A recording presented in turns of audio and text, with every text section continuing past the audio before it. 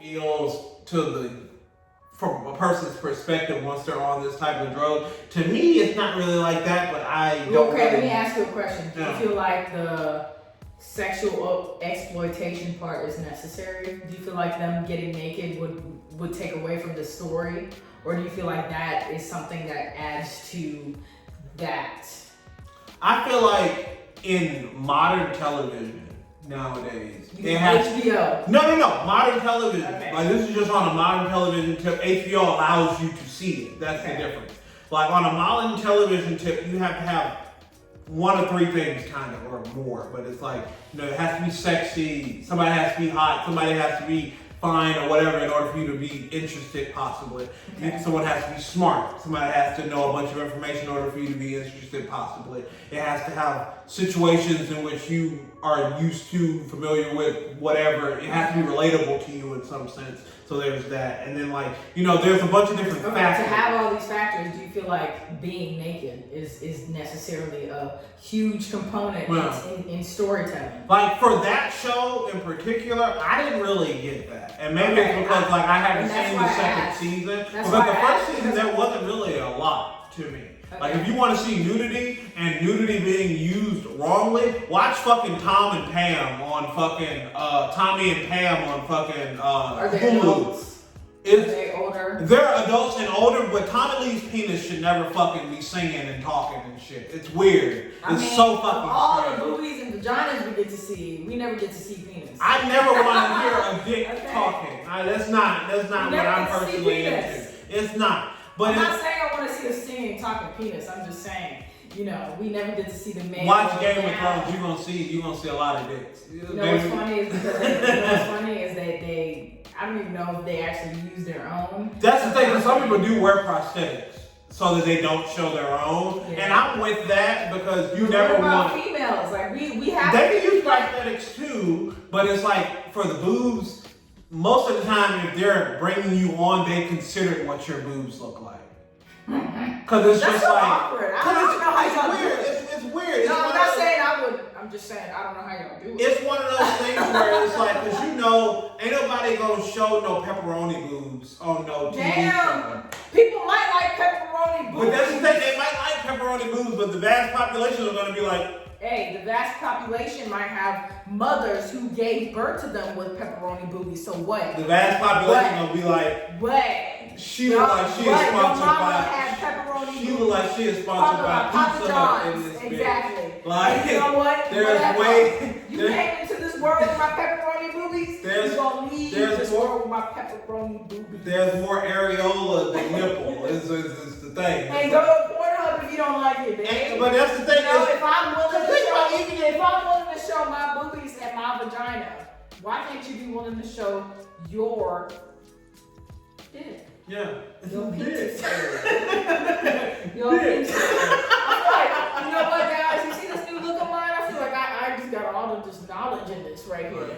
Like this right here, I feel like I'm just. That little knot is an antenna, if y'all didn't know.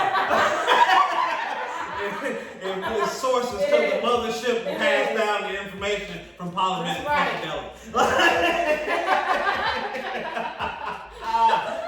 But legit. I like the show. I don't mind the show. But it's like some of the camera use when it comes down to this person being on this type of drug and then the room spinning or different things and stuff like that.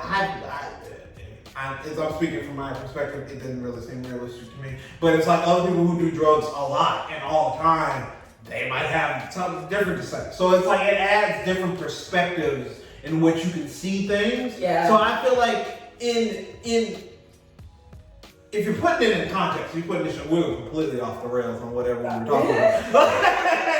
But if you're putting it in context, I feel like people who don't do drugs or who have a really bad view of drugs and have a really bad view of that whole society and that part of our culture, I feel like those people should watch the show. People who kind of have an idea, who kind of have a midline understanding of drugs and drug use and people being addicted and stuff like that. Like if you have kind of a somewhat understanding. So what kind of drugs are they taking? Like she's mainly doing pills. The main character's mainly doing pills. Which is a huge topic. It's a huge thing right now. Yeah, definitely. And it's like she started pills because her father had cancer and was on chemo. And so she was taking the pills in order to feel better about his whole situation. So she was stealing his pills? She was stealing his pills. Okay. And so that's how it got started. And then she OD'd. Her sister found her and she OD'd. And then she had to go to rehab and all this stuff. And the mom, it's one of those things where you don't really, that's one thing about being a parent. You're never prepared for any fucking thing. I don't care who you think you are, what you think you know. Right. You could both be PhD doctors, and this child presents some shit that you never even remotely thought you could encompass to the idea of. Because everybody's human. People go through different things. They see different things. They're exposed to different things. So it's different things where you can't prepare for it. Yeah. And this mother in the story, she was never prepared. Like her husband left her with 2 girls and stuff. And she got to take care of the kids and shit like that. And then, he died and, they're all sad and shit. And it's like, she has to keep the family going. She has to go work. She has to make sure she provides for them in order for them to be stable. But which means she's one of those many mothers, many fathers, because I put in fathers too, because people don't talk about it, who have to go out and work and grind for their children, who can't be at home to see, their every bump and bruise or hear them crying about how school was and things like that. It's not their fault, it's just one of those things that this is the situation that they're in. It's a necessity for them to make sure that their children are all right, and they can do the absolute best that they can. Because children and humans have free will to do different things and be influenced by their friends and stuff, it just goes all the way downhill. Right. But that show particularly, I feel like if people did not do drugs or had no experience with drug use, people's children being involved in any type of addiction type of situation, I feel like that show would definitely help them, because there's a lot of other points that they hit, as far as abuse in a relationship, a partner being on the down low. It deals with a lot of other different situations too, and it just so happens that all this kind of rolls up together. And so it's very well written, it's very well done. I'm okay with the show. I started watching it when it originally came out. I watched the first episode and I didn't watch it anymore because I was just like, this is not really my scene. Because I'm a huge person on a pilot. Your pilot has to strike me. And if the show is popular, you literally only have the pilot. If the show is not popular, I'll give you the pilot and the next episode to kind of keep my attention. Right. But if you don't get me, I'm gonna lose interest. Right. But my girlfriend was into the show and she watched the show, and which made me, give me some kind of interest in it, because I was like, she likes it, so I should, try and give it a shot more. So that's what made me watch it. But the show is interesting. But the main thing we trying to get across to people is y'all need to stop this bullshit when it comes down to cooking. I don't know how we ended up on Euphoria, but